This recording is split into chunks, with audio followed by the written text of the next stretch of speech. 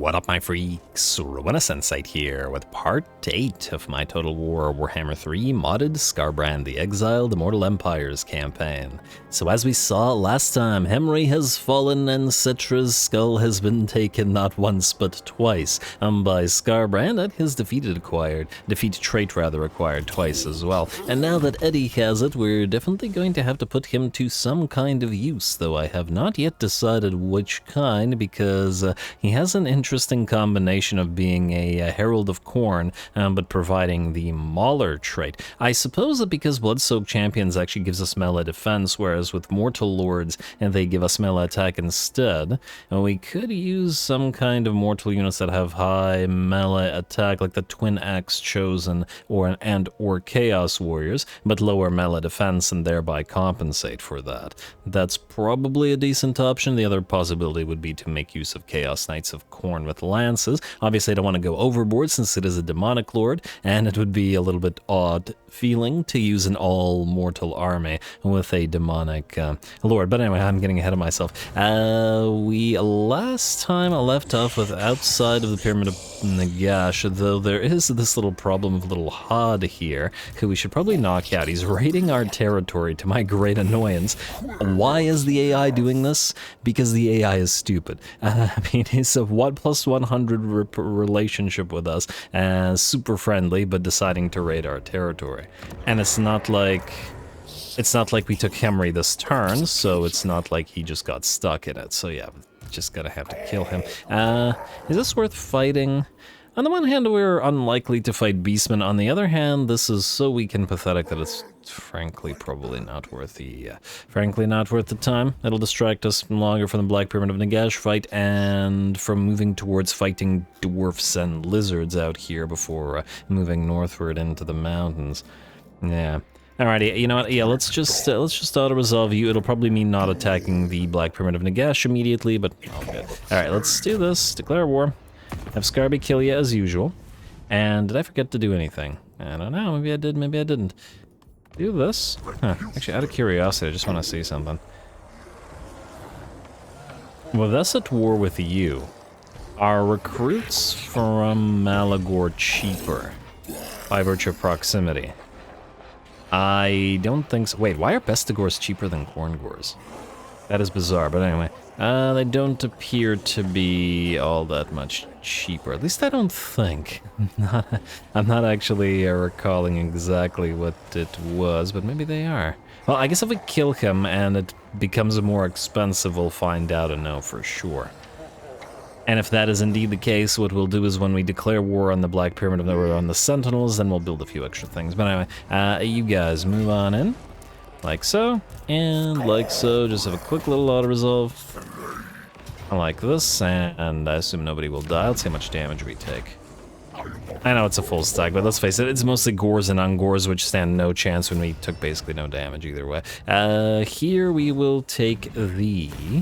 We are about to spend a lot of skulls, but admittedly at the same time, we probably need the money more right now.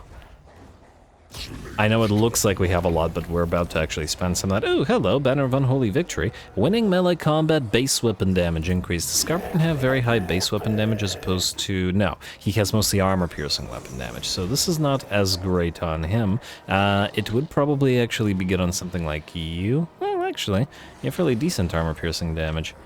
Alright, I gotta try to find somebody who has extremely high... like this. Yeah, so it would be good on a unit of Skull Reapers, but anyway. That little faction is destroyed. Then, just to check, are the... Yeah, no, the Bestigor herds are still at 20, so that did nothing. Alrighty, and we can't even reach this anyway. Alright, so for the turn, we'll move into raiding here again, and we'll heal up.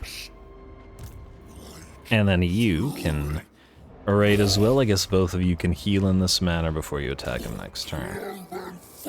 Alrighty, also, while we're at it, let's see, we had the head hackers and the coneheads, the exalted bloodletters that have reached high ranks. I think they deserve to be named. So, you will be blood donors. 1, you will be red hot pokers. 2, you will be positives. Or, P positives, whatever. And then you will be arena butchers. I feel bad not naming these two, even if I didn't evolve them yet. Do they keep their name if they evolve? I don't remember. I could just evolve them now. It's gonna bother me. Alright, fine. We're gonna evolve you two, because I don't know whether they'll keep their name, and I'll just do that. Alrighty. And let's give them names as well. Might as well name them all so we don't have to deal with it later. Skull Cleavers for you.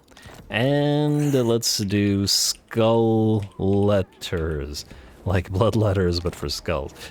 Makes sense to me. And then we'll need to actually get you levels again. We could pop you back into Skarbrand's army. In theory. Swap out a couple of the higher ranked ones before the fight. Also, we have the Khorne dogs and the Karanax puppies. Let's get a couple more doggos in there, shall we? How about Blood Seekers? Like so. And how about Bloodhounds? Like so. Alright. And good enough for now, I think. And next up, with Skarbrand sitting there and all y'all raiding, let us move to Stefan von Karstein, who we still have to try to destroy. You can be merged, I think. And... do we want to merge you two? With 10 units over. I guess we could keep you as you are. Alrighty, I would prefer if you do not run. That would be ideal. Let's move you in like this. Nearby. And then the Gore Hunter's in as well. Let me see what's in your army now. Nothing all that crazy. We won't be able to reach them, yeah. Could fight them as they are. There don't appear to be all that much defense as well. Actually, there was some stuff at Sentry Glades, admittedly. I'm betting if the Skullhounds move in, they will run rather than fight. But perhaps, if we just fight like this, they will not run. We do have the Bloodwake Berserkers and then these two to rely upon. Might be a fun fight just by virtue of us being outnumbered. And you being severely damaged. Plus an excuse to actually use the Khorne Gores. Yeah, I think we'll do it. Alrighty, so in that light, we're gonna level. You. Max out Fill the Chalice. You already have Chaos Commander, which is the good stuff, and you can get training, and you already have Chaos Commander, which was the important thing. You... oh wow, you have a lot of points. Ooh, you got Revelrous Warhost, nice. And let's get your replenished troops. I want Plunder the Feeble. I know it won't help with the battle, but I just want the research right. And let's go for Twisted Artifacts into God's Pact. And out of these, I mean, the main thing is it depends on which army you're going to be in. If you are in a demonic army, we may want the Demon's Reforged thing, though admittedly... Nah, I was just gonna get worse prayer. Alrighty, like so. And then lastly, the Blood Speaker. You were going through Blood-Soaked Champions. You were the one who is probably going to end up leading the Bloodwake Berserkers and the other Wrathmongers, so we can keep moving through this because it buffs them. Like so. Alrighty, you then. Let's see if these guys are willing to fight. Hopefully... do we want them into Rampage? I suppose it will keep the Black Knights... Wait. Can you actually go into summoning stance? I think you'll be out of range, won't you? Just out of it? Yeah, oh well. Not a big deal. Keeping the Black Knights from running away, or... Hey, you didn't run away, good. From running away and cycle charging would have worked in our favor. Anyway, this should be a pretty darn fun fight. Hopefully they don't immediately go for us, because we needed 2 minutes and 30 seconds for these guys to attack. I believe that's it. Go.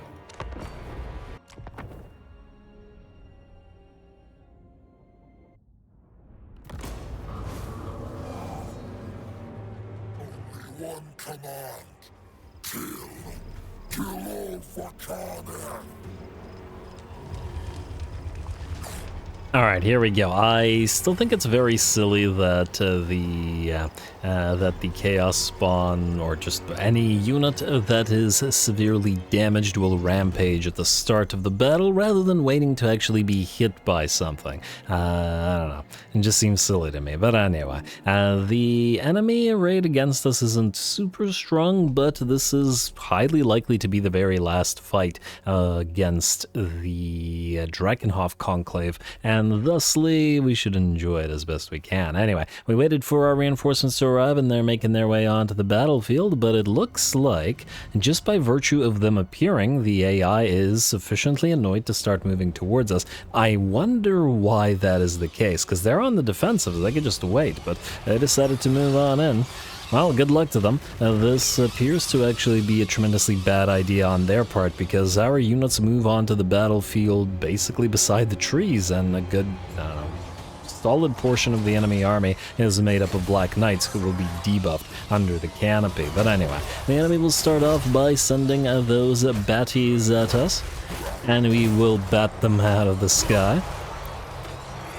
Obviously, they stand little chance of damaging or doing anything to us, especially to the Bloodwake Berserkers, who will tear them to absolute shreds. And the bats are gone, but the Black Knights are moving in together with some dire wolves to help out. We move our flesh hounds to counter the dire wolves, and oh, look how tiny the dire doggos look by comparison to the flesh hounds.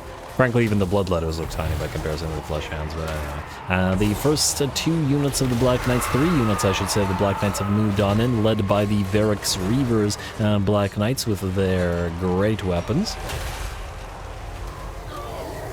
And plus, they're generally speaking pretty great look. The Verix Reavers match the Sternsmen with that sort of, I don't know, shoulder age thing that they have around their helmet. But anyway, the great swords mean that they do have a plenty of armor piercing to rely upon here, but again, with the debuffs beneath the canopy and the fact that we have pretty strong units, it means that the enemy are being cut down without dishing out all that much damage to us.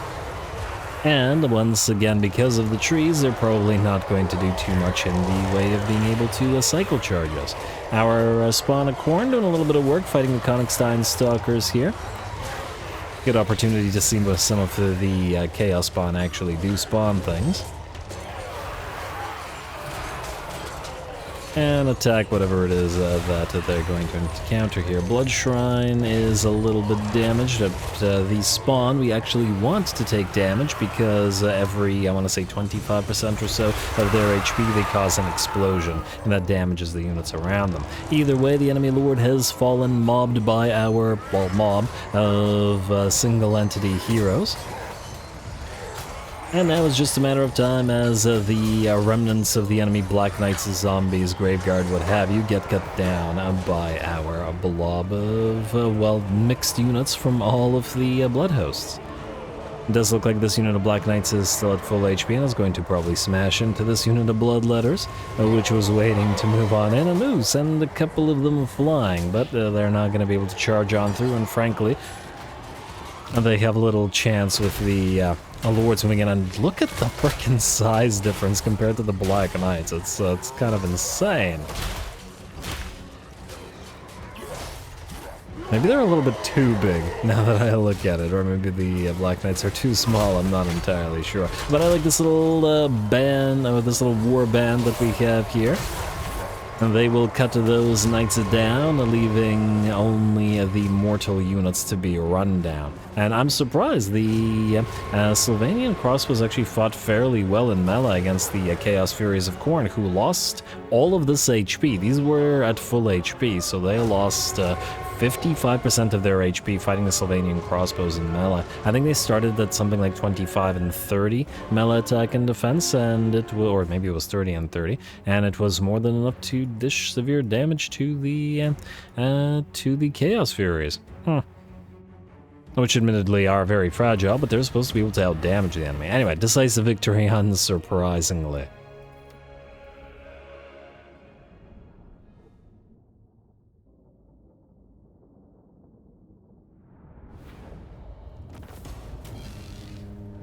Alrighty, there we go. An interesting little fight, though the enemy foolishly panicked and forced the fight in the trees rather than on the field, where I would have preferred to have fought, and thereby essentially got themselves destroyed, and gave us a decent amount of skulls out of it. 1905. I like it. I like it a lot. Oh, solid 11k damage on one of the spawn of Khorne. I said this in a reply to a comment in one of the episodes, but with regard to the spawn of Khorne, they're terrible in auto-resolve, but I think if we should be able to get enough iron from the trade good buildings, which give +5 armor faction-wide, we might be able to overcome the inherent weakness of the spawn of Khorne in auto-resolve and be able to field them. So, hopefully. Anyway, reap captives, please. Of course, this will be a fair bit later on. Although I do want to try a few army ideas I've had. I believe I talked in the, I want to say Skulltaker campaign, or it might have been the other campaign, one of the other campaigns, that I wanted to make a Khornate pike and shot army. Now, I know that sounds insane, but because, you know, Khorne and pike and shot seems very off, but we do have Chaos Warriors of Khorne with halberds to act as the pikes, and Khorne has actually a very solid artillery presence, between the skull cannons being able to lay down absolutely withering amounts of fire, and the cannonry out of the soul grinders as well, to provide support, and of course they can all then fight in Mala. Plus we could even throw in a few, Marauder Horsemen of Khorne with throwing axes, though that would be less shot and more throwing axes, so I'll think about it. But either way, that is an army I'd like to try, and one I'd like to try early, because again, what I like to do in campaigns generally is, if I don't get the time to get an army up and running that I wanted to, I like to get it up and running in the next campaign of the same faction a little bit earlier, so that's the plan. Anyway, all y'all are moving here together. Not to go after Stefan von Karstein so much as to move towards Suntree Glades. You guys can, I guess, keep channeling. Antok wins magic blowing versus... Yeah, alright, stay in Antok, both of you. I don't imagine this guy can reach you from here. Yeah, he can't. He ain't getting through any of that. Lovely.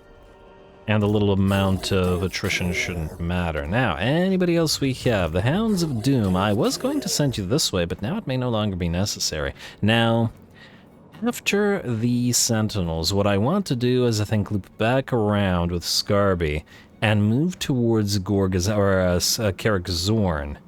The reason being, if we move towards Mount Arachnos, and we will get the Cultist Enclave of Animals. The main thing about this thing being that at Tier 3, it gives us access to Minotaurs of Khorne and Slaughter Brutes. Its Slaughter Brutes are only accessible to us at Tier 5, so the ability to recruit them immediately would be great. Granted, we'd only be able to get one, but we'd be able to get it on field very early, probably around turn 50, and I do very much like the idea.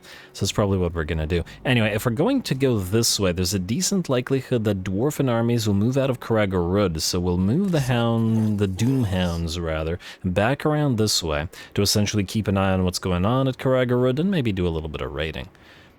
Granted, they will start suffering attrition soon, but it is what it is. Anyway, did we have any hero capacity? No Brawler. Ah, another Menace. I really want those Menaces. Nothing here on Blood Reaper. We can build out of Gorgazan or Galbarazrath. Ooh, we do have a Blood Reaper capacity. We have Bleed, we have Brawler, and we have Slaughterer. Quite similar. Funnily enough, the Blood Reaper I specifically want is going to be another Menace, specifically for the army with these guys. You are a Menace, and the reason being the extra spell resistance is going to be really helpful to the piles of Bloodletters, because they are, well, they're already pretty vulnerable. Even Exalted Bloodletters are very fragile, and frankly, I'm impressed with myself for not having a single one die as we got here. But anyway, I believe we are good to not end the turn, but spend a little bit of our money. What do we have here? We can upgrade Stormhenge and Gronti Mingle, should we desire it. This will give us another port, which generates a little bit of money, a little bit of growth, nothing crazy. And the Cultist Enclave. That's not a bad thing to do, I suppose. Go for the Infernal Citadel. I am a little bit concerned, I will admit, that it'll just get attacked by somebody and we won't be there to defend it. But all good.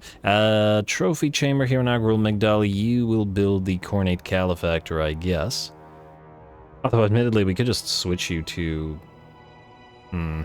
Yeah, but we could use the extra Blood Reaper capacity. Yeah, that's fine. I don't want to redo it, so just do it. Here, I guess we'll go for another one of these Trophy Racks buildings. I do want the capacities, but the Trophy Racks have to take priority right now. And speaking of that, Trophy Chamber right here, Trophy Chamber right here. Frankly, we could maybe even replace the War Arena here at Martek with another Trophy Chamber. Yeah, fine, do it.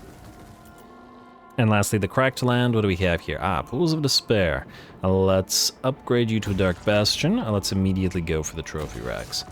Your growth may be low, but eventually we'll have enough armies running around to just pump up our growth that way without having to rely on, sort of conventional growth, and that'll be nice. Anyway, ally missions, we are... Do we not have any mission? Okay, I gotta double check. Ooh, hopefully we get a mission for Stefan, as he's still... quote-unquote alive. Skip, and then the turn. Alrighty. While the turn is ending, we did a double episode yesterday, and if we do, well, if there's interest in it, we could potentially go through another streak and do another double episode. It's gonna have to be on the weekend, because that's probably, well, only the time that I'll have time. So let's say if we do a streak of 300 likes and 50 comments per episode, this episode and ongoing, all the way through Saturday, we will do another double episode on that day. So do keep that in mind if you're enjoying the Khorne content. Otherwise, it looks like this turn is ending and nobody is attacking us. Fair enough. And, ooh, what do we have here? 888 XP and 1 skull versus 1,000 skulls. A colossal Gorbull pounds... Oh, it's the Gorbull, it's the Minotaur's skull. Lovely. A colossal Gorbull pounds upon the gate, spraying to prove itself before the skull throne. Its horn-skulled herd follow at a distance, enthusiastically bellowing for the show to begin. Slay the herd. These witless bullgores regard Karnath's demons as mere entertainment. They should be butchered for this affront. I like the idea of Duel the Minotaur better, but I gotta say 1,000 skulls is worth more than, like, a fifth of a level worth of experience. Yeah. Play the herd. Confederation, Angrand, and Karakuran. Oh, that's actually fairly interesting. If Angrand is getting stronger, they may be another dwarven faction that's nearby that will fight. Rage Within is up and running. And income from raiding plus 25%. Oh my. Firestarter's pretty good. I might have to switch that to Skarby at some point. Alright, I believe I said last time that we were going all the way through to Killer's Trophy, so I think that's what we're going to continue doing. This only buffs the dual weapons, but we do have a decent amount of them for now. This is just all Chaos Warriors, and this is all Bloodletters. It doesn't really matter. All of them are fine. None of them are crazy. Ooh, hello, we have the Skull Throne available again. What do we have? We do have Bread and Bloodshed. I suppose if we wait 2 turns, we could pop this off before our next round of recruiting, which would give us now time to go for Dissipation's Domain and start the colonization. Yeah, let's do it. Dissipation's Domain it is. Though, admittedly, there's going to be Bone Giants and stuff here, and we do have limited fast movers. Or at the very least, we do have limited strong fast movers. Actually, we don't have limited regular fast movers because we now have a lot between these 2 armies. I'm just thinking that Summon from Beyond could help in dealing with some of the Ushabti and stuff like that. How many territories are we looking to colonize right now? 1, 2, 3, 4. Well, this one we would take as a ruin, so actually not all that much. We could, in theory, just wait. We're already at 19% here, thanks to the corruption, which ain't too bad. Alright, you know what? I'm gonna say let's go for Summon from Beyond. Just in case. Like so. Then, while we're here, Stefan... Ooh, wait. Stefan reminded me that... Really, no mission? Man, come on. What are you doing? Also... Okay, wait, there's 2 things I want to do now. First of all, we will declare war upon the Sentinels, like so. Then... we will summon a new lord. You know what? These guys have not been milled for a while. Let's just get the Blood-Wrenched guy. We can always, in theory, upgrade him to a Demon Prince regardless of his trait. Though, admittedly, Gorefeast isn't so bad. But anyway, recruit you on field. Gulgast. Like so. Then, we will obviously go for Dominating Presence. Like so. Then... Wait, why was I doing this? Oh, right. I wanted to see if this would make these guys cheaper. Yes, it does, by virtue of our proximity to them. Admittedly, the same would be true of these guys, but we'll have to wait for a few turns, and we are very close to being maxed out with allegiance. Now, we are going to build our own Khorngors. In fact, we'll probably build a bunch of them next turn, and we could use Bestigors with them. Yes. And I want to go to sort of a standard Beastmen army, so I think maybe we'll combine Bestigors to lead the Khorngors, and then send Skyla and Fingrim with them, as well as the Gorbeast Chariots and Blood Beasts, together with the Khorngors and Bestigors. Maybe that's the way to do it. So let's start by building a couple of Bestigors, and this way we won't lose all of our allegiance. And there's some interesting stuff in the roster. Unfortunately, it looks like we can't access Exalted Khorngors, but whatever. All good. Anyway, this then. We will need to level 4. Let's keep going through Fill the Chalice. As much of weakness as fire weakness in the area as possible would be real swovely. You will go Brass Collar, which also does the fire weakness, but otherwise will save your points. And then you... Herald Eddie. Yeah, the problem with you is I don't know what what units you are going to have. What I do, however, know is that you have Chaos Warriors buffed, and Blood-Soaked Champions does buff them. And it does buff Marauders. So even though we are going to take Marauders away from you, in theory, we can still benefit from Blood-Soaked Champions, so let's do that. Yeah, alrighty, I like it. You guys, okay, so Skyla and Fengrim, probably one of the last battles in this army, so you best make good use of it. We don't really need Rampant Ruination, but we do need that Brass Collar. You, Cultist. Interestingly, he does not have Brass Collar. We were going through Thick-Skinned, and it will be dangerous here, but I'm gonna say again, enemy fire resistance reduction. Actually, out of curiosity, what are we at now? Minus 76. Granted, not all of our units have, in fact, basically no units in this army deal fire damage, but our Exalted Bloodletters do, and they're the big damage dealers here. And Skarby does as well, so... Alrighty, Blood Reaper. What do we have here? You have Raiders. Let's go for kill for this. You know what? Let's just do Locus of Wrath. Don't get me wrong, I like Locus of Abjuration and Locus of Fury, but I think we can get access to a lot of spell resistance, so it shouldn't matter. And Fight or Die gives us already armor and base weapon damage, so we can combine that with Locus of Wrath, and then when cast together, make sure that the bigger hits actually land, if that makes sense. Plus, I don't want to look at it every turn. Skarby, get Crush. A little bit of extra charge bonus, and taking you over that 1,000 weapon damage. Alrighty, now you, sir. Do you get any benefit out of going into any formation? I think maybe we will use Summoning Stance this time. Force at least some of the Ushabti and stuff into that Feral Rage. I do wish you didn't have low mana. Oh, Skarby, you just went over to 35 by 1 point. Lovely. Alright, so. Let's go here. And... let us strike, right? Oh, you can go into regular stance, I guess. This doesn't actually do anything otherwise for you, right? It does not. Yeah, alright, fair enough. Go, go, go. Alrighty, what do we have here? We have... oh! Huh. The garrison didn't get drawn out. Damn, that's actually not great. The reason being that I did not want to fight them on the... over the walls. Granted, walls have not stopped Skarbrand at all over the last few turns, but it's a little bit disappointing. Oh, what can you do? Alrighty, well, this is going to be a big fight. Hopefully it won't desync, but I'll try to play in such a way that even if it does, it doesn't, you know, do too much damage to us. Go.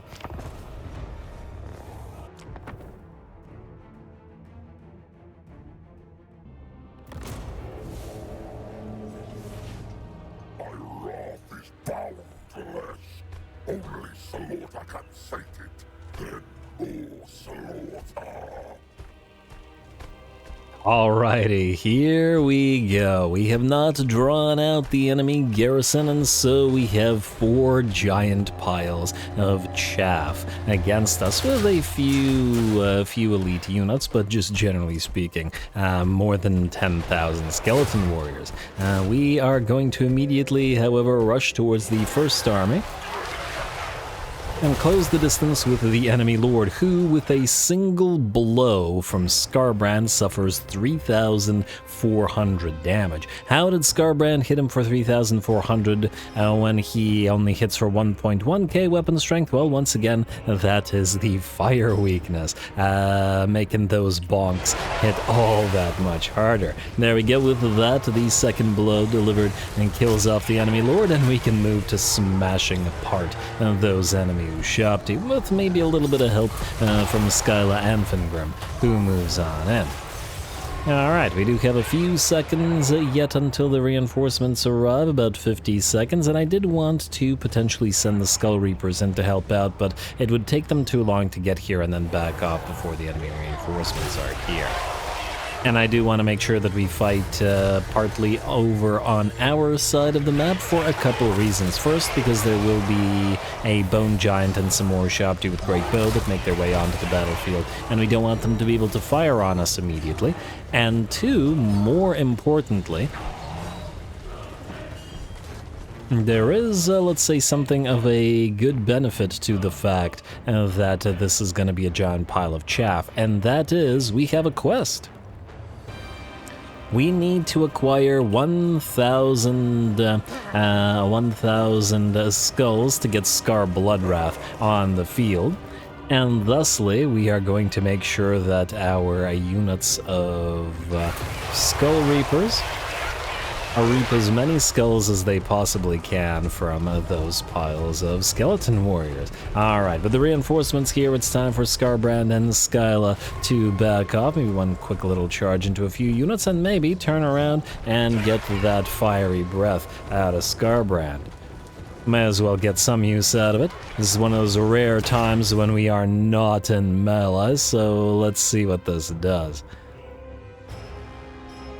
Huh, interesting. You see little souls or little skulls in the fire breath. There we go. Very nice, Skarby. And oh wow, that kick! It looked like a ballerina there for a second. I gave him like 100 kills. Not so bad.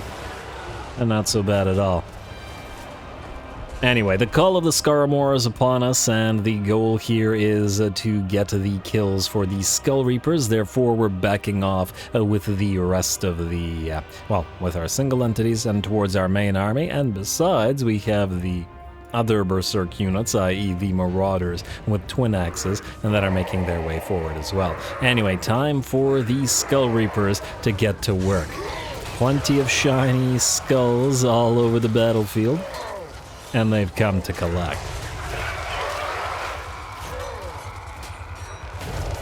And I do think it'll be a nice... Ooh, I like this guy's... I like the fact that this guy's missing half his face and is more or less and just skull, but the Skull Reapers and Wrathmongers do have a lot of mutations. They're supposed to be the best of the Chaos Warriors. And like I said last episode, they do like to attack other Norskins and other Chaos Warriors just because the sort of Empire and Kislevites are too weak for them to be fighting. But I suppose they can always fight a million billion Tomb Kings. Maybe that will sate their skull lust for at least a little while. Alrighty, and one unit is obviously not going to be good enough. We've sent these guys out about halfway across the map this way, as many of the enemy get funneled towards them as possible. Ooh, looks like this particular Tomb King takes a hit from Skarby and only loses half of his HP, rather than like 95% of it, but ooh, gets executed with a fiery breath. Very, very nice. Man, Skarbrand is killing off those lords so darn quick. Too bad we don't have a Banner of Eternal Flame to... Wait, do these guys have... they have the Searing Flame, but they don't actually have fire damage upon them, unfortunately, so they're not benefiting from the additional fire damage, though the Blood Reaper is. And I'm willing to bet, yeah, with 115 kills, he's gonna get plenty. And we got about 100 kills on the piles of Skull Reapers as well. And they will continue in this manner.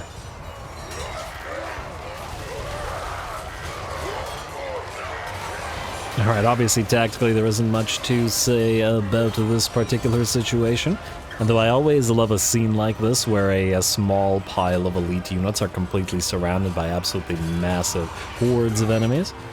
And the Tomb Kings, like the Skaven and I guess Greenskins and Undead, do have a tendency to allow for this sort of thing, so I gotta appreciate it. Anyway, we sent the Blood Shrine here to help out, by not so much for the kills, but to provide the additional aura for the Skull Reapers to increase their damaging capabilities, and we may as well make use of the Chaos War Shrine of Khorne as well. So we are sending in our cultist to join the fray and help out. Plus he's got that bleed application on this particular War Shrine, so a little bit of extra damage coming in out of that.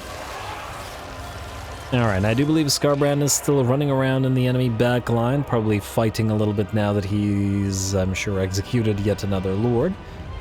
And though we do have plenty of reinforcements still to be making their way onto the battlefield. So, just gotta keep on watching the fight. We are still very much surrounded here. And the corpses are returning to the grave, litter the battlefield beneath the feet of the SKARAMOR, but there's plenty, and I mean plenty, more where that came from. In the meantime, however, the first of the enemy, admittedly very slow-moving infantrymen, have arrived and are moving towards our piles. There's Skyla doing a nice little twist leap in the air. I don't think that was necessary, but what do I know? Anyway, the rule of cool and all applies. What was I saying? The enemy has made it forward towards our basic marauders, not berserkers, but the just twin axe marauders. I'm actually thinking I'm not so sure that I like the Razor Gores and their sort of extremely yellow appearance here with the Marauder Berserkers. I think they'd work much more nicely. Yeah, okay, so this looks great, especially with the Chaos Knights slash Exalted Heroes of Khorne, because they got a lot more reddish stuff on their armor. Yeah, I think, you know what, just by virtue of color coordination, I think we'll move the Razor Gores to another army, i.e. an army with a much more Chaos Warriors of Khorne and maybe some Knights, so rather than these guys, we'll put some Marauder Horsemen of Khorne with these guys instead. You gotta color coordinate, people. Anyway, obviously these guys are all still in the fight. Well, actually, you know what? Also, on top of that, the Razor Gores having basically no melee defense would also probably work nicer with Chaos Warriors of Khorne, because they can keep them much safer than the Berserker units of Twin Axes can, because these guys are also very low on the melee defense and armor at that. Something to think about. Anyway, the balance of power is at about, let's say, 65% in our favor, and the Skull Reapers are still very much fighting. Still trying to rack up that 1,000 kills, and frankly, we're very close to it.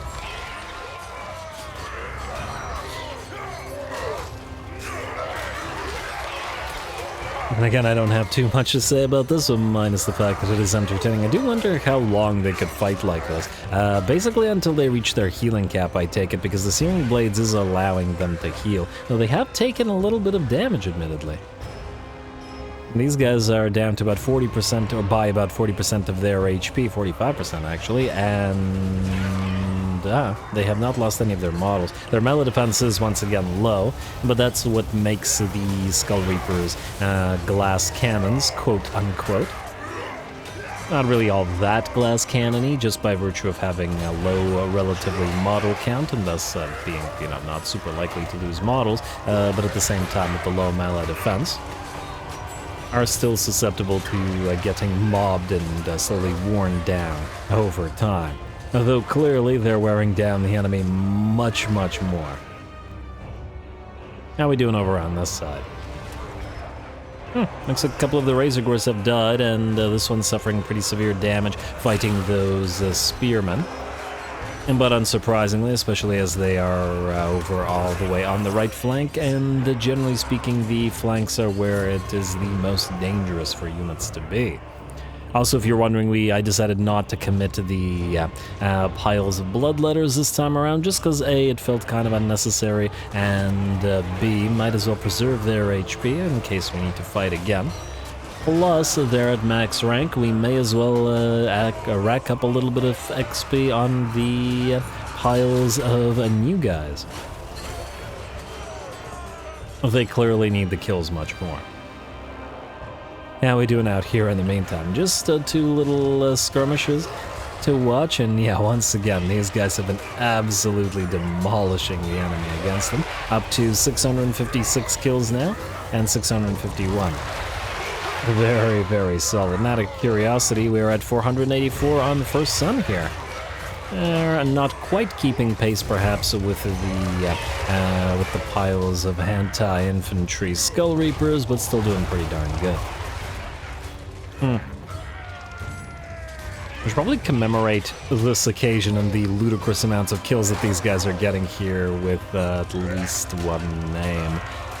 That is somehow related to this. Or something I can think of something good and thematically appropriate for what these guys have achieved here. I would appreciate it.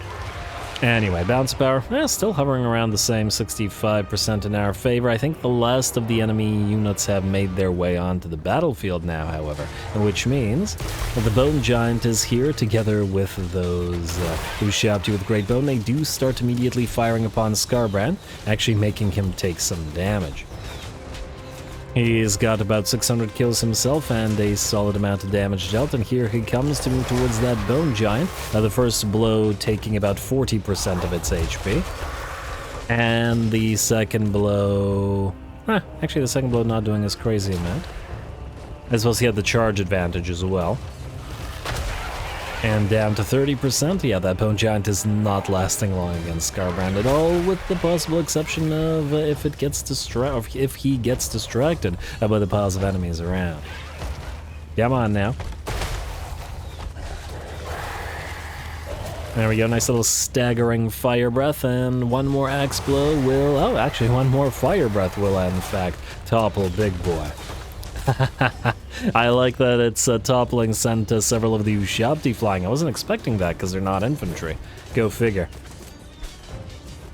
Alright, well, Skarbrand will do the same thing to those Ushabti as he did to the Bone Giant. Otherwise, it looks like almost all the enemies here have been taken out by the Skull Reapers, who are up to 800 kills apiece and have done absolutely fantastic. And they have certainly reached the 1,000 skulls required to get Scar Bloodwrath on the field, and so he will be here as soon as we're done this battle to lead them. How are we doing on the Blood Shrine as well? 19k damage and 186 kills, and nothing too crazy, but I think that's pretty solid for a Blood Shrine. This thing's not known for how much damage it's generally going to be dealing, so yeah. Oh, your Searing Flame is overwriting the bleed when you're in melee, huh? Not a big deal, though. That thing will be gone soon, because the Searing Blades on everybody are from the dedication to the Skull Throne. I don't remember the name of the ability, but that's what it's from.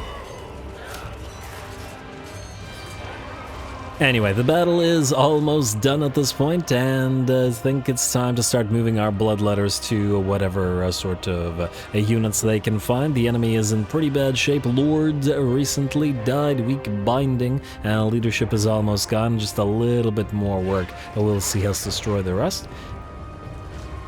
I just gotta let the bloodletters do at least a little bit of killing here, and we even summon a unit of bloodletters here, so we don't care what happens to these guys. If we didn't have the skull count having already been reached, I wouldn't have bothered summoning these guys, but, you know, just because we can, might as well. And it'll speed the enemy along a teensy bit as well. Alright, and the Exalted Bloodletters with their fire damage are going to be much, much quicker, and they will absolutely cut these poor piles of skeleton warriors to shreds.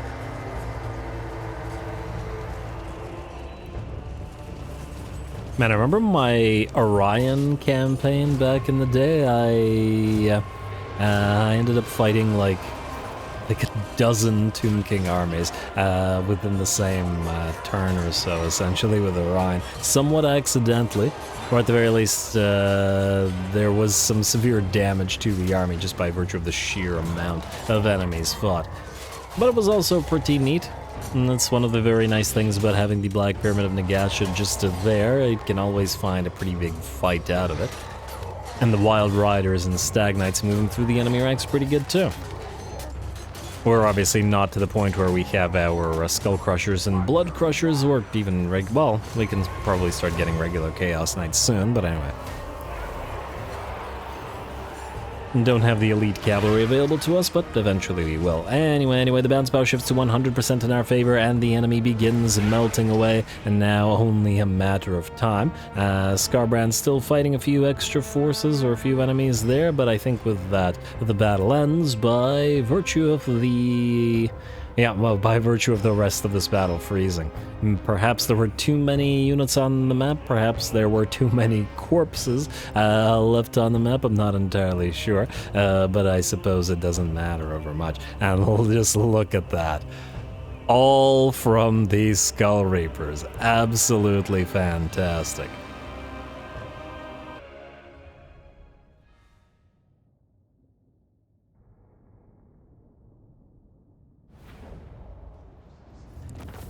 Well, there we have it. While we may not have been able to draw out the enemy garrison, what we did manage to do is allow the Skull Reapers to play amongst those chaff infantry units, racking up 939 and 883 kills, and their by completing the legendary mission, and hopefully that will give us the unlock of Scar Bloodwrath, but we'll see. I also got a little bit of work out of the Marauders of Khorne, while by and large preserving the high tier A units of Bloodletters. Skarby, no slouch himself, over 100,000 damage and 12,000 damage dealt as gold value. I don't even know how Skylantern got more, but it must have been his explosions through the blobs of enemies, which I guess did fairly decently well. And this Blood Reaper, 72,000 damage just by, doing donuts on top of the enemy piles of skeletons. If it works, it works, folks. And 8,900 skulls. Yeah, I think that's a little better of an option than the 900 gold. Why? How? Okay, whatever. Anyway, obviously we're taking the skulls. It's not even close. And that should keep us in skulls and nicely for a while. And hey, wouldn't you? No, it's Mr. Scar Bloodwrath. Only at level 1, unfortunately, but it is what it is. And I was going to say we should put him with Skarby's army, thanks to all the bonuses. We need to temporarily take away one of the other units then. And I guess we'll have to... What's the likelihood of these guys... Okay, you know what? You besiege those. What's the likelihood of them sallying out and attacking us? If it was Skarbrand by himself, he might, but then we wouldn't be able to leech XP. Does somewhat tempt me, I suppose. But then again, what if they don't? What if they don't sally out? Do we really want to sacrifice a turn is the question. Did we give this a read, rather? I don't think we did. So we'll read it now. The legend of Scar Bloodwrath was born even before he became one of Khorne's most favored, for he began killing in the blood god's name from the moment he was strong enough to heft an axe. For decades he slew thousands, mortals and demons both, as the chaos wastes rang out with his deafening war cries. Though seemingly unstoppable, Scar was eventually slain, but then his master breathed fresh life into the champion. Despite his mortal form having burned away to nothing, Scar Bloodwrath was reborn from the pooled blood of his slain enemies. Although he has been killed many more times since then, Khorne always brings his champion back to life. In return, Scar reaps such a tally of skulls that none can keep count. Fair enough. And let's see, so he gives the blood tally... sure. Healing, Bloodborne, physical resistance, 10% for Skull Reapers and Wrathmongers. Does he give them any other significant buffs? There we go. We got Rage for... Oh! Interesting. Rage for Marauders, Skull Reapers, and Wrathmongers. We were going to use this out of Blood Speakers, or rather out of Cultists anyway. And the upkeep reduction will be nice. Though again, I don't want to go too overboard because it'll feel too obnoxious, but 5 units should be sufficient. 2 Skull Reapers, 2 Wrathmongers, 1 Bloodwake Berserker, and then, a bunch of Marauders and other such things in keeping with what we're doing. Oh, he has Revelrous Warhost as well. Well, isn't that lovely? Alrighty, well... Let's just see. Out of curiosity, if we move Eddie away, and then do this. Now it says Valiant Defeat. So it is likely that they would be willing to sally out. Are we willing to wait for it? It'll just be such a better battle on the field rather than... I think we're gonna do it like that. A better battle is a better battle after all. Alrighty, in terms of what we take away then... Wow, actually, they have a lot of range units. It's kind of concerning. But I guess we'll have to lose one of the Bloodletters in order to put the low-level Scar Bloodwrath in. Alright, I assume you'll still have enough points to take the unit and then move away, right? But I hate once again to waste Skarbrand's turn. It is what it is. You are going to pick up the... Do we want to keep the Skull Reapers in there? Yeah, we should keep them in there. They're still leveling. So yeah, lose, I guess, the Red Hot Pokers because they have suffered a loss. There we go. Alright, then... Oh, it's Vampiric Corruption Attrition, yeah, fair enough. Go here. Far enough away. Scar. Go. There we go. And I guess we could level, but I also don't care enough to do anything other than Brass Collar for more enemy fire resistance. And... Fire resistance? Oh, we no longer have the... you're no longer in this stance, so we'll switch you to summoning then. And then you can, I guess, raid. Just so that you don't suffer attrition. Do we have any more Brass Collars available? Brass Collar right there. And you... Have Brass Collar maxed out. Replenish troops is great. You now have Revelrous War Host, so we gotta get that to research rate. It's not much, but, you know, every little bit will count. You're fine as you are, at least for now, until we figure out what to do with you. Minus, get Brass Collar. Why not? A little bit more fire resistance. Scar, do we have any spare items that we could give you? I'll give you the Collar of Khorne, I suppose. You're a legendary hero, though admittedly, you're probably not as big of a target as Skyla Infantgrim is. Oh, but he has the Brass Collar of Khorne. You know what, Skyla? Use a chainsword for now. We'll probably take it away from you, but for now... Wait, do you have magical... Oh, you don't have magical attacks. Makes you a pretty good holder of the chainsword, at least in the early game. Go figure. What else do we have here? Basic armor. I guess you can have the Gambler's armor. I was gonna give this to a Lord, but... Again, I feel like legendary heroes should also be outfitted fairly well. Alright, and then Scar Bloodwrath. You're only going to be in this army very temporarily. Let's give you a little bit more armor via an Obsidian Amulet. Let's go for an Talisman of Endurance. And, oh, right, I was going to do the Collar of Khorne. That's good to go for Collar of Khorne. And then, oh wow, we have like no armors, enchanted items. Nothing to spare, eh? Yeah. Man, there's an obsidian armor that we could give you, I guess, instead of Aslog, but we could take away the armor of silver steel from Grawl, but frankly, his own armor is so low that, yeah, no, I'm just gonna keep it as it is. Alrighty, and good enough for me then. And wait, just to double check, the Blood Reaper, you do have Brass Collar maxed out. Alright, fair enough. We're not raiding, let's fill the chalice and get enemy fire resistance up down more. What are we at now? Minus 100%. Lovely. Very, very lovely. Alrighty, next up we have... Alright. You know what, maybe we should just use the Unholy Manifestation to grab Sudenburg, just so that it starts colonizing itself. I was thinking of maybe grabbing this to trade it to these guys and maybe vassalize them, but I don't care that much. So I just go for Sudenburg Perform. Why the heck not? Alrighty, and then Sudenburg, let's immediately upgrade that port. Let's also immediately upgrade the wine, just because it'll give you control, and thusly we don't have to, you know, worry so much about the control. You guys will all need to actually go here. I do wonder whether the game will actually force us to fight this. We'll use Rager to attack, because he's like the main lord here. Oh, there is sack value to this. Ooh, will we identify... more bloody hands to the south. Alright, you move in. And I think we'll just auto-resolve this. Compared to what we just fought, this is looking pretty minimal now. So you move in, you move in, and you move in. And I don't really care about your losses all that much. Like so. And close victory, but I don't really care about the blood hosts getting damaged. And, oh, there were 3 blood hosts here? Oh, we could maybe, well, I was about to say move them away and then leech XP, but realistically, while we do want to leech XP, it may not be viable, at least not for auto-resolving, or we could just move in and then fight it and thereby getting the additional XP. Admittedly, I do want you to level up and, you know, command your own force pretty soon, so we could forego moving in, let's say, the Carmine Eaters. Could send you for that Remnants of Battle then. Alright, fine. You move away. We'll move in Grawl instead, and you can go into regular stance, like so. And we'll fight this, thereby separating the fights from the Tomb Kings and whatever else we're doing here, and we'll probably end up raising this as well. Alright. Do we want to bother leveling you? Do I care? I don't care. Let's just... Oh, you can still auto-resolve? Huh, that's actually surprising. Well then. Don't bother with this. We already fought Stefan, who had a much better army. And you two got damaged, but that's fine. We will Skulls for the Skull Throne, getting a solid amount of skulls. Lovely. Hey, and you got that Blood Speaker, or the Blood Shrine, up and running as well. Beautiful. Banner of Swiftness as well. Ooh, that'll be nice on a War Shrine.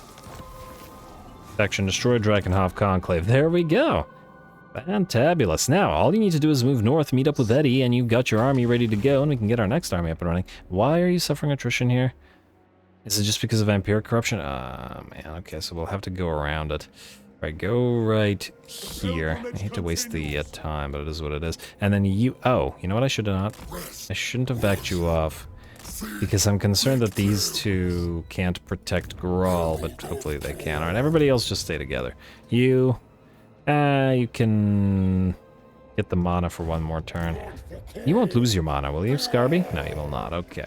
Then we got buildings. Oh, wow. A lot of buildings have been constructed. All right. We're gonna... let's take a look at what we can build here that's critical. Okay, so obviously Al-Haik will go for the Cultist Camp of Salt, and you will obviously want the Trophy Rack, as much post-battle loot as we can get. I think we'll just maybe delete the War Amphitheater. Eh. We'll get growth via battles instead. Ooh, yes, the blood beast soon. And another trophy chamber. More post-battle loot, please. EU, Lashik, we, I guess, can upgrade, yeah. And go for it. And then go for the pottery, the cultist camp. Huh. Actually, I'm almost tempted to... the Wizard Kalos House, Sorcerer's Islands. This feels like a place that maybe we want to go for the Dimensional Rifts instead. Just, I don't know, you know what I mean? You know. It just feels that way. And frankly, we'll do the same thing at the Sorcerer's Islands, most likely. Anyway, Martek, you will want to get another trophy rack. And we'll keep the War Arena here for now, but we'll delete it later. I just wanted to make sure that the iron was up and running fast as we can get. Ooh, yes, Cultist Camp, or Enclave rather, of Gold. This is pretty critical. And we have the Dimensional Breach here. I'm gonna say you're gonna switch to Dark Bastion now. This is gonna be a fairly critical location, and I don't remember why I went Dimensional Tear here, but whatever. At least whatever for now. We'll go Infernal Harbor. We'll go for... I'm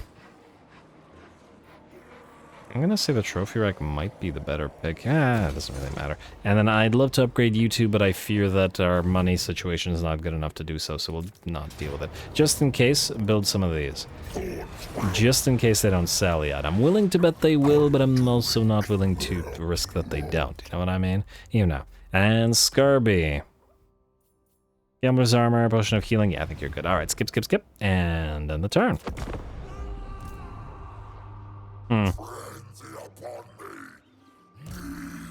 Oh, I forgot about you. Should have set you into raiding. Frankly, I forgot that we had anybody left to move at all, but anyway, all good. Not a big deal over one turn, I suppose.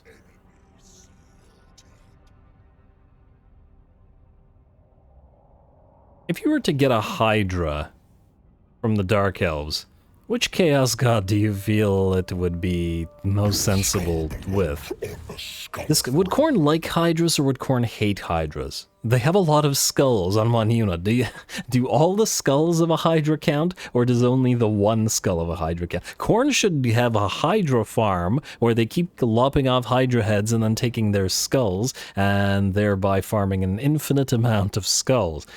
Yes. Me for president of Khorne. Anyway, these are my Khorne reforms. Hydro farms for everyone. Where was I going with this stupidity? I don't remember. Military access? No, just leave me alone. Yeah, what I was saying was which of the Chaos Gods would like Hydras more? Khorne with the skull thing, plus Hydras breathe fire, so there's that to consider. Nurgle, because Hydras regenerate, and he's all about that, plus they're, you know, kind of slimy and gross, and reptilian, I guess.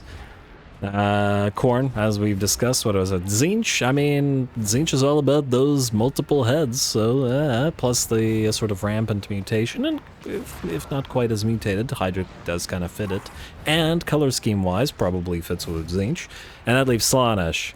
Well, actually, Slaanesh loves snake stuff, and again, can probably put all those heads to some kind of use. My Slaanesh senses are tingling, but anyway, let's do this fight. They have sallied out, they got a ton of constructs, it's a Pyrrhic victory, and hopefully, by the looks of it, a proper tough fight for old Skarby. Oh wow, we only have 4 turns left of Trophy of Steel. Go.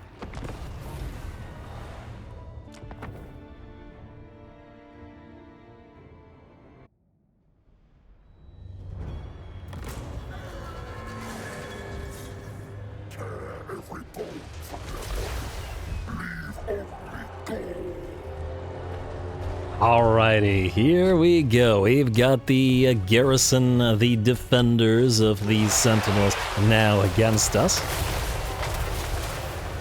And a proper fight for Skarbrand with his single army here. He will start by moving towards the enemy Bone Giant, but also forcing all of the enemy elites, or as many as he can, into Rampage. The critical aspect of this particular battle is, of course, going to be making sure that we knock out all of the enemy Ushabti with Great Bow before they do too much damage. Over all the way on the left flank, we have closed the distance with 3 of our Flesh Hounds against the unit of Necropolis Knights. Obviously, these are Halberd Necropolis Knights, so with that anti-large of theirs are going to be very dangerous to our Flesh Hounds and have forced one away. Fortunately, though, the Khorne's Bloody Fist has closed the distance with them and starts absolutely annihilating them with his own anti-large Great Axe.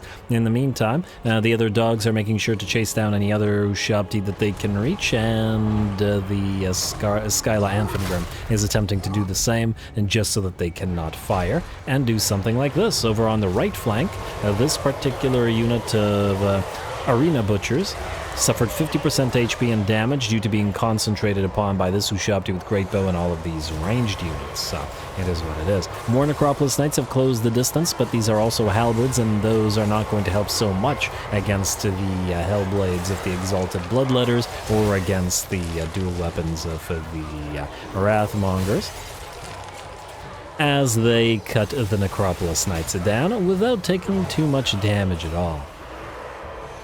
The AI doesn't really take advantage of the sort of mass of the Necropolis Knights, who can do very well in sort of non-stop moving charges through enemy blobs.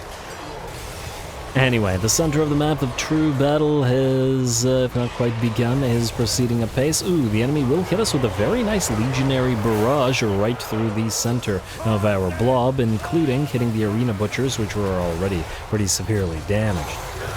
If they want to play, we'll play, however, as we open up a few Chaos Gates, summoning a second Bloodthirster on field, as well as a little pile of Bloodletters. Scar Bloodwrath is also here as well, doing Scar Bloodwrath things, as he does.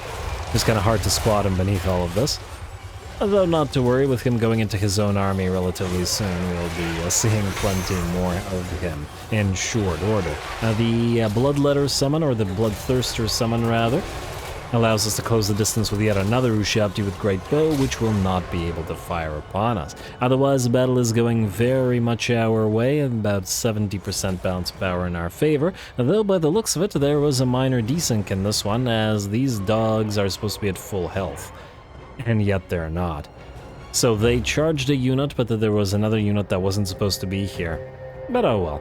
We'll just apparently back them off. And everybody else is by and large fighting where they're supposed to be. Plus, since this is the destruction of the Tomb Kings now, this is probably the last desync we'll have throughout the campaign. A, and B, it's a very minor one. I played both of these particular battles with the possibility of desyncs against the Tomb Kings in mind, and you can sort of play around it where you can minimize the potential damage. Or the potential changes to the outcome of the battle, and that is by not giving your units direct orders, but by sort of keeping, or just putting them into different positions, but not telling them to attack any enemy units directly.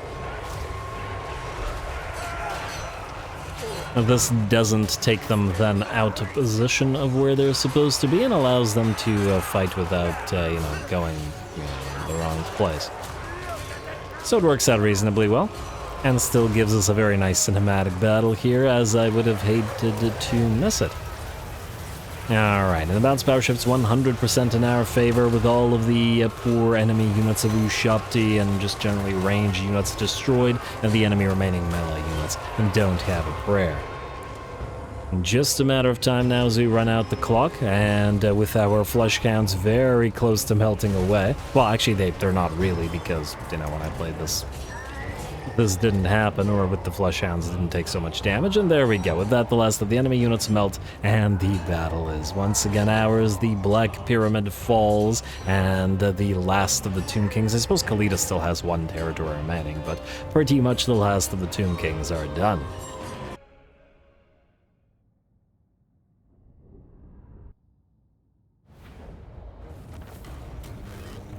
Alright, there we go. I hate to waste the turn, but I love to fight a good fight, so I think very much worth it. And we were able to deal with the enemy decently well as well, especially by focusing down those Ushabti with Great Bow and Bone Giants, as obviously the, piles of skeletons are not as big of a concern at all. We got a little bit of skulls in favor, but more importantly, we will sack the place. We need the cash to invest in our territories, and then we'll raise it again next turn. Or occupy next turn. Well, maybe we'll just occupy next turn with you. I mean, we could raise it and then... hopefully Malagor isn't nearby enough to take it, but anyway, we'll sack it right now. I like so. Actually, I wonder what happens to their garrison. Guess we're about to find out. Competent Protector for Skarby. Dragonbane Gem I don't care for. Blood Throne for Eddie, and Juggernaut for Eddie. Eddie, I'm gonna say go for the Blood Throne for now. I don't know what you will eventually have, though, as you'll probably switch it up. Now, does the garrison get fully revived? It does not. We could, of course, send Skarby in to sack it again. If we hadn't sacked it, it was a tier 4, right? We could have captured a tier 3 and immediately gotten the Vault of Gosh, I kind of regret not doing that now. Because I think this thing takes 20 turns to build, so maybe that was an error in judgment, but it's too late now. Alagor, what are you doing? Oh, I'm hoping he doesn't take this territory, but anyway, before we do anything else, since we continue having the reduction of this, let's get a couple more Bestigors. And is there anything else that... Oh, we can't really build anything else. Don't get me wrong, there's some good stuff in here. But right now we're going with Bestigors, so that's the way we're doing it. Then, Skarby. I was about to say, if you sack this, you would be able to... I think we'll just occupy it. You, move in. It's not like we get any real benefit out of recovering the units. Oh, but what we will need to do is... we'll need to meet up with these guys, so I guess we're gonna have to go southward with both of these armies anyway, so it doesn't really change anything, unfortunately. But nonetheless, go for Black Pyramid, Eddie. And decisive victory, nobody will die, so we will occupy, like so. Deals more damage in the actual fight and occupy. Lovely. And a second Icon of Endless War, fair enough. Enemy killed, Great Immortal Delta secured, the Black Pyramid itself will... 30 turns, oh good lord, but it is what it is. Spell resistance for our own armies faction-wide is useful. Alrighty, especially to Khorne, since we're not casting our own spells. Who needs spells? I guess this place will have to permanently be in... Well, I was about to say growth.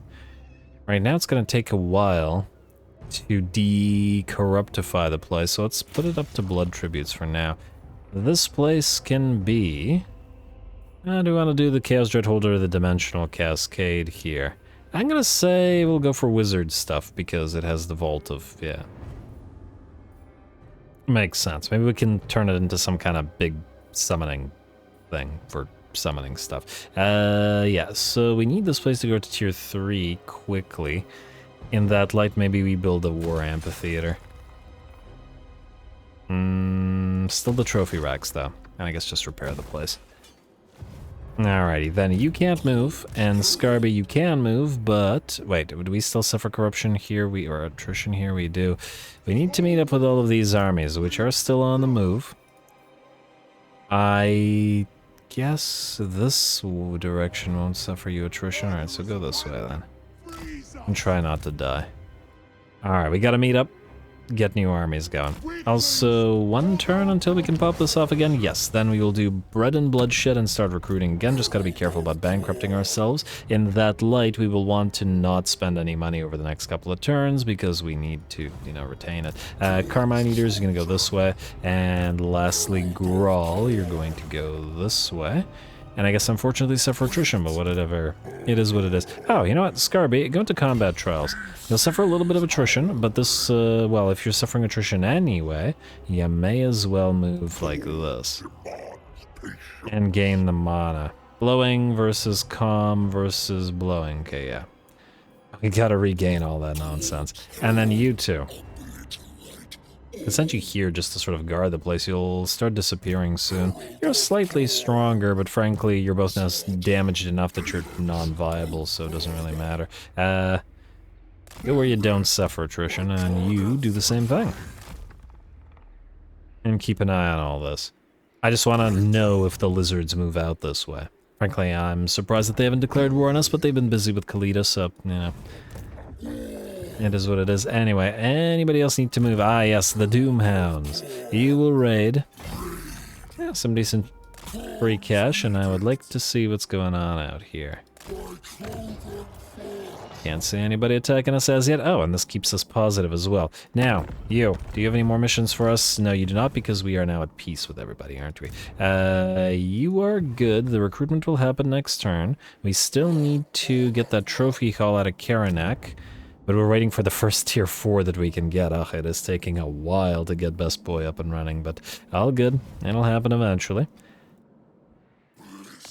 And unless I'm mistaken, that's an end turn. So skip, skip, skip, and end the turn. Alright, now everybody, get ready to meet up and swap units around. Algor, what are you doing? Go back to the Marshes of Madness.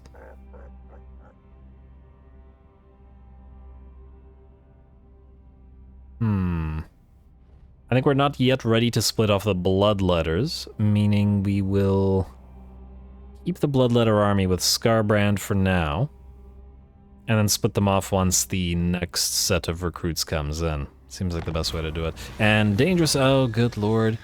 Now we lose research rate. Fine. At least the spellcaster miscasting does nothing to us, but I hate to lose the research rate because we barely have it in the first place. But it is what it is. Anyway, you Skarby. And everybody. Alright, let's see if we can unscrew this. Alright, so Rager. Who's this? Tavi, Grawl, and... Okay, so Carmine Eaters, you're gonna go out here just so that you don't bother me and you can go away. Tavi, you have Mauler. Grawl, you are going to be pretty much all demonic. Head out this way. Tavi, I would like you to move this way here. But do it in, I don't know, raiding stance. You can raid this empty territory. Heal up that way. And you are suffering attrition anyway, so go into combat trials. Like so. You are going to transfer to Tavi these two, as they will not stay in your army because they're too slow. This Cultist of Khorne has the skull belt. Where are our other cultists? You have Dripping with Blood, and you have Battle Master. Oh, that's quite nice. Could use another Battle Master if we could get one. Oh, we got these guys as well. I'd be tempted to mill them if we didn't really need the money. No menaces yet, eh? Alright, fair enough. Do we want an exalted hero of Khorne in that particular army? No, we do have one with Dripping with Blood, though Armor Sundering would probably be of some use. You have Dripping with Blood, you have Menace. And Skarby, you don't have one of those guys, though you probably will want to have at least one so that they gain as much XP as possible. Alright, fair enough. Fair enough. You. Oh, you're not able to reach Rager? Okay, wait, you will be able to reach Rager, minus the hero trading. Again, I was going to do a different one. We'll keep the Dripping with Blood one. You can still benefit everybody by giving Chaos Commander. Maybe we'll even keep 2 of them. Yeah, fine, fair enough. So it's Akarek Hellcaster. We're keeping you. You are going to... The other guy, I mean. Are then going to go to Tavi's army for now. And then the Cultist with the Skull Belt, I guess we'll keep, though again, if we can get Armor Sundering or Bleed, maybe we'll swap you out. Other than that, I'm happy. Also, there was a suggestion to make Akarek Hellcaster into Akarek Hell Scream, so I'm just gonna do that right now. Alrighty, then, Rager, go here. Skarby, give him Skull Reapers and Scar Bloodwrath, like so. Then you are going to give him the Razor Gore Herds, like so, and all of these Marauders, like so. And I don't remember if this Cultist was for you guys or not, but I guess we're about to find out because... Okay, well, it's important. You have dripping with blood and... Wait, what is... Wait, that's Eddie. Alright, I already forgot what you have. Ah, you have dripping with blood as well. Alright, so we'll give you the cultist as well. Oh, right, you have the battle master. So we'll have one battle master and one skull belt. Frankly, if we can replace the skull belt with another battle master, I think I'd prefer that. So, yeah, we'll maybe do that. But for now, we'll give you two to this army. Hopefully it doesn't screw up your order, but I guess we'll see. Well, actually, it does have some symmetry to it. Even if it's a little bit odd, but whatever. Yeah. I think this is good for now. In theory, later on, we would want to replace these, or two of these guys with two more Wrathmongers, just so that we have them in here. But otherwise, I think this army is good to go. 19 out of 20. We could get a monster in here with these guys if we really wanted to. Or we could put a Blood Reaper for a Blood Shrine. Anything here that would work with these guys? Bloodroot Behemoth, I don't think really fits. We could just get a Slaughter Brute in here eventually, just because we can. Or just a big monster of some kind. Yeah, probably. Alrighty, in that light, you are good. I think we'll send you to attack through Karagorud then. Or we could send you southward to the Golden Tower and fight some lizards, maybe. Might be fun. Although, we would actually really want to get the defeat trait on Skarbrand, wouldn't we? Nonetheless. Let's send you down this way. Oh, you're gonna need to channel as well. Maybe head to Kasabar first. Yeah, to Kasabar first. Alright, then what about the rest of you guys? Oh, wait. I was actually going to give you at least a couple of Chaos Knights.